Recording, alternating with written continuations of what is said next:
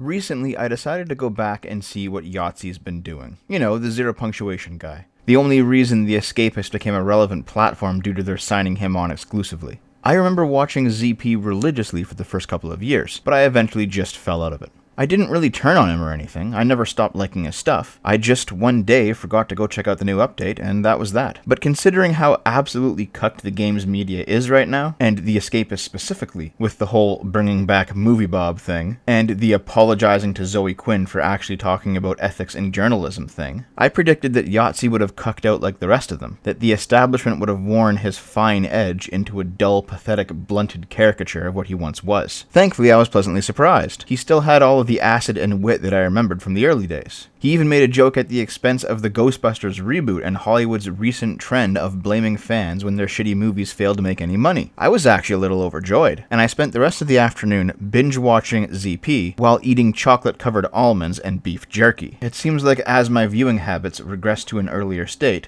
so did my eating habits, back to a time when I was much, much fatter. Anyway, the reason I was pleasantly surprised is because most of the internet personalities from around 2009 have either vanished into obscurity or mutated into social justice-infected variations of their former selves, still living off the viral videos from their glory days, not totally understanding that the reason they're now struggling to keep up is because everything that made them great back then is exactly what they've sacrificed at the altar of social justice. Here's a great example of what I mean, from Linkara's Twitter. Okay guys, I know I gave a positive review of the Tomb Raider comic, but it's actually kind of rude to at creators with reviews of their work. It doesn't help that since my show is intended to focus on the negative stuff, description of the video might give them the wrong idea. I never thought I'd see the day where the angry reviewers of yesteryear cucked out so fucking hard that they blatantly admit that by their own warped definitions, their own show, their own body of work, is toxic and hateful. Angry reviewers review bad stuff. They're angry for a reason, it's a part of the gag. If that's now problematic in the current year, why are you still doing your show, Linkara? And then there's the obvious example, Spoony. 6 months since a gaming stream from him, 2 years since a vlog, and what is it, 3 years since a review? But oh boy, he can certainly spend 18 hours a day tweeting about Trump, that's for sure. In between whining about having no money and all of his various diseases, of course. I honestly don't know how April hasn't dumped him by now. Maybe it's because she's an SJW herself, and Spoony has morphed into the perfect soft boy for her tastes.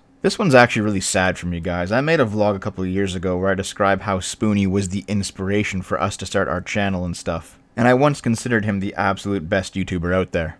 It's a damn shame. The personalities that have blown up in the past 5 years haven't been explicitly anti-SJW, although those people have had their fair share of successes too. But it's been those that are largely apolitical. They have a slight shitlordy bent, sure, but I honestly think that that's just the natural state of the average person, to recoil at the sight of social justice. But they, for the most part, keep their shows out of the political sphere, only bringing it in when it's relevant.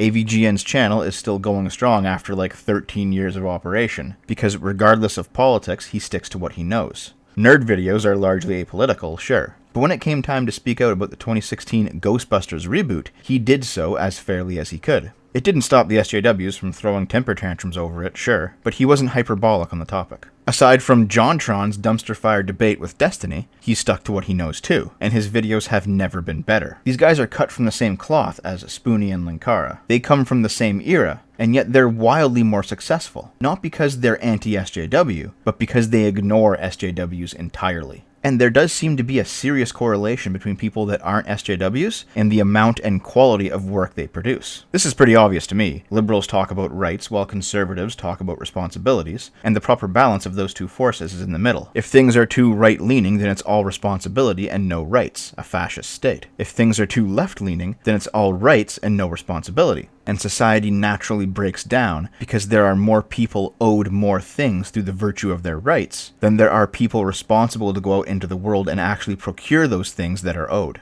So it's no surprise to me that SJW YouTubers lack the work ethic to maintain a successful career, over not just years, but potentially decades. Too many rights and not enough responsibility. And it also makes perfect sense that SJWs would hate people more successful than them. because successful people get to enjoy the fruits of their labor, fruits that SJWs believe they're owed through the rights they claim to have. In my video on why capitalism is successful, I stated my belief that upper middle class socialists and communists who claim to want to help the poor don't actually want to help the poor, but simply hate those who are richer than them. They clothe their desire to steal from those more successful than they are in a layer of false humanitarianism for the working class, confirmed to be false because of how little resources actually get into the hands of the working class once any socialist government takes power. This is just conjecture on my part, but I think this is related to the Chinese idea of 3 generations, where the grandfather is working class but understands that he must work hard to build a better life for his family. The father is middle class, who watched the grandfather work himself to death and wants his son to avoid that fate. And the son is upper class, has never suffered a day in his life, doesn't understand the bubble of privilege his family has constructed for him, and his lack of ability to contend with the harshness of the world leads to the ruin of his family and the return to the grandfather stage in the next generation. In English, this idea is expressed through the similar saying of hard times create tough people create easy times create soft people create hard times. Things really do seem to work in a cyclical manner like that. And whenever I see a social justice warrior wearing thousands of dollars of clothing, stuff that a working class member would never be able to afford, holding a sign saying, "Eat the rich," what I see is a soft person creating hard times. I see the son, standing on the precipice of the ruination of his family. And for these rich kids, the dreaded 1% they're railing against is almost always going to contain members of their family.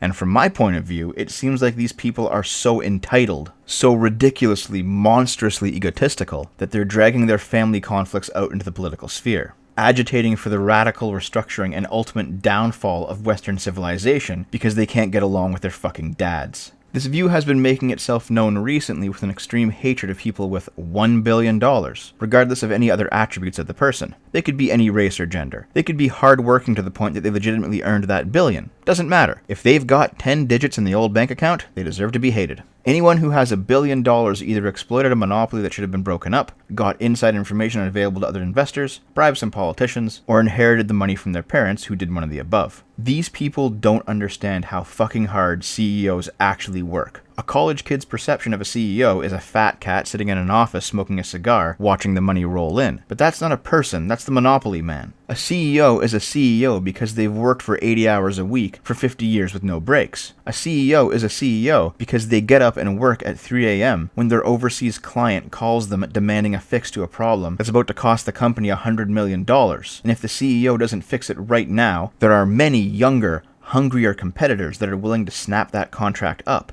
and make a fortune for themselves. CEOs are CEOs because they consist of largely hyperproductive people who are incapable of taking breaks, and they are an extreme minority of cases in the human condition. Most women and most men are not these people. These people are the 1%, not just in terms of their assets, but in terms of how fucking rare they are. Why should anyone have $1 billion?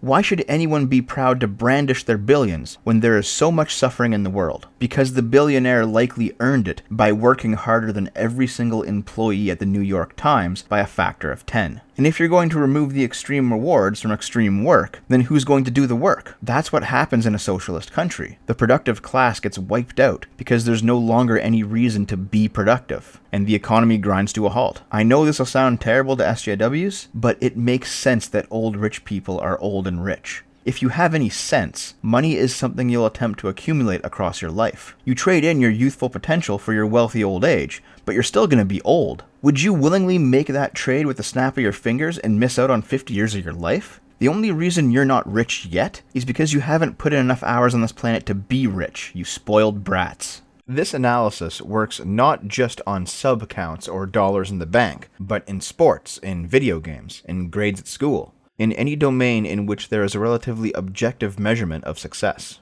I'd say there's 2 hard and fast rules. 1, if there's an objective measurement of success, the majority of successes will be clustered around a small minority of people at the top of the hierarchy, as predicted by the Pareto principle. 2, social justice warriors will object to this distribution of success as being a product of privilege and oppression, when in reality, it's a product of talent, intelligence, and disproportionate amount of time invested in the pursuit. And I think on some level the progressives must know this. If our society truly was nothing but a power struggle, with no hierarchies of competence involved whatsoever, why is the power on every time you come home? Why do supply lines keep the food moving from farm to warehouse to grocery store? Even if there is some corruption, and I'm sure there is, at some point there has to be competent people doing real work somewhere in the chain. Things do not run themselves. In fact, things break themselves down ridiculously quickly without competent intervention. What's the statistic? A helicopter needs 8 hours of work for 1 hour of flight? Something like that? Do you really think a society comprised of nothing but power grabs could even keep them in the air? It would seem to me that the tendency of both the social justice warrior and the communist to hate the successful stems from a hatred of themselves and their own inadequacies. Or maybe it stems from a complete and total ignorance about the inner machinations of society, something that their rich parents have shielded them from the whole time. Or maybe it stems from something else. I started this video talking about failed YouTubers, because hating the successful is not something limited to billionaires. The mainstream media hates PewDiePie because he's a guy who makes silly voices and plays video games, and he has a larger audience than almost every old media outlet on the planet. AVGN and JonTron got flack because they refused to conform to the proper political positions. These are people that are not only just successful, but are also out of the control of social justice. You'll notice that social justice individuals that are also successful get a lot less flack, right? Maybe that's because it's never been about hating the successful at all. Maybe it's because it's been about hating the unbowed.